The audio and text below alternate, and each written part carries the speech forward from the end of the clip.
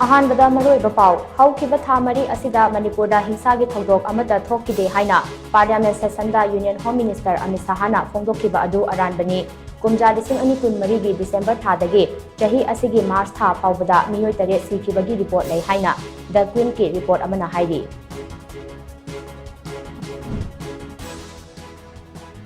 मणिपुरदा पानखिबा मतिक मथौना लैबा निंथौरेल सिंगी अचौबा मफम अमा कल्लिबा महाराज नरसिंहा लैखिदबगे 165 सुबा कुमोन थौरम ngasi state की थाकता पांगथोखरे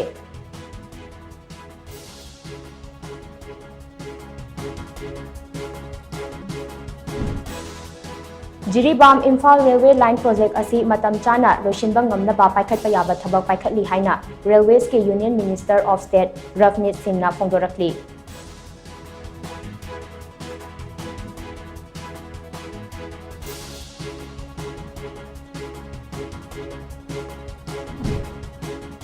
ममांगदा थेंगनखिबा साफु सिंह अदुगा खेनबा साफु अमा लमदम असिदा ngasi थेंगनरबसु मणिपुरी सिंगी ममा लेबाक कन्नबगे थौना लिंजल अदुदि ngasiसु मांगदन लेरी हाइना हानगी चीफ मिनिस्टर नोंथोंबम बिरेना फोंदोरकली